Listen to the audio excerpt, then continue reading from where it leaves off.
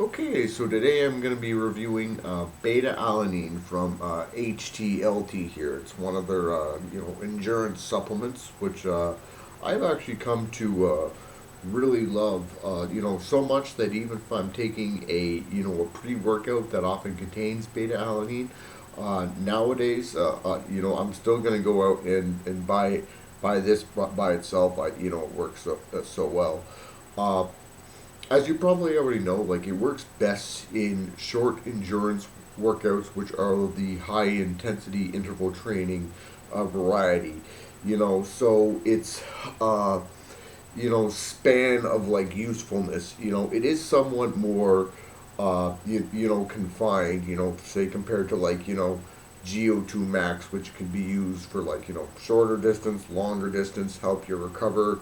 It can really make you walk fast. Whereas with this stuff, like, you know, this won't make you walk fast, and it definitely isn't that. I don't think it's that helpful for like long endurance workouts, but I gotta say for the shorter stuff, the interval training, where the intervals are, between 1 and 4 or 5 minutes long.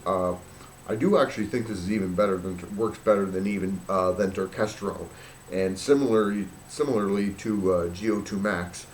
Now, I'm not saying it's better than turkesterone because turkesterone is better because turkesterone works for both shorter endurance, longer endurance. It helps you recover faster. You can lift heavier weights. This isn't going to help you lift heavier weights. You're probably not going to recover faster. I mean, you recover faster between sets or intervals, but I mean, like from one day to the next, you won't be able to do more hard training days in a week on this stuff, like you say, that I find at least if, when you use other products like turkesterone or GO2 max. Now, with that said, I can see how like why someone like Greg Doucette would like this product so much. He does bike races where I assume you're riding steady state in a large group for a while, but every once in a while you gotta either sprint to a finish line or you gotta sprint pedal hard up a very steep hill every now and then. So in that context, I can definitely see why it's so useful because you built up so much lactic acid, in those short periods of time that it's definitely going to make a big difference between winning and losing. Probably even more so than turkesterone. I think, and me in particular. I don't enter bike races. I do interval training sometimes of up to 20 minutes. Either that, or I'm doing like a really long bike ride of like an hour and a half. For which I'll be honest, I don't really find beta alanine to be that helpful for long stuff. But for the short stuff, which I do a pyramid workout, like 1 minute hard, 1 minute easy, 2 minutes hard, 1 minute easy, and then up to 4 minutes, and then 4 minutes again, and then down 2 minutes, 1 minute, 1 minute, well, with 1 minute, like with easy pedaling in between all that. I do find that with this, I can consistently get over 8 miles in that 20 minutes, whereas without it, I could almost never get over 8 miles. Unless I've been taking GO2 max, turkesterone, and pre-workout, and training consistently for a long period of time. Now, another area where I find this to be helpful is swimming. Now, to be honest, I have not actually set any PRs, anywhere from 100 meters to 400 meters yet, which is where I tend to time myself in the pool, measure my performance. I'm not sure why, because to be honest, I do find that taking this stuff helps me cover more distance, like within the hour.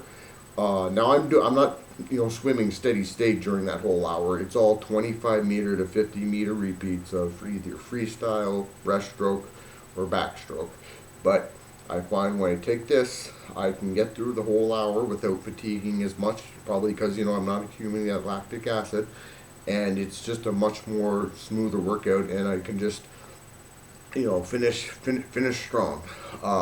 I imagine if I keep taking this long enough and training long enough, hopefully I will be able to set a PR. But for now, I can just say, unlike the bicycle, where yes, I have sort of set PRs on this in 20 minutes. This one, just better workouts, and yeah, hopefully soon I can say I set a PR from 100 meters to 400 meters. But anyways, great product for the short stuff interval training, and yeah, I'd say it's good as a standalone supplement, and you definitely should take it even if you're taking pre-workout, because I do hear it requires a very long like loading phase. Like I don't know if the whole 179 grams saturation is true, but it's definitely a longer loading phase than creatine. And if you're just taking it whenever you're taking your pre-workout, uh, I find it's not enough. Maybe it's because I don't take pre-workout every day. Maybe it's because certain supplements just don't work as well when you're combining it with the 5 to 10 other ingredients. Like it's just more efficient when you take it alone.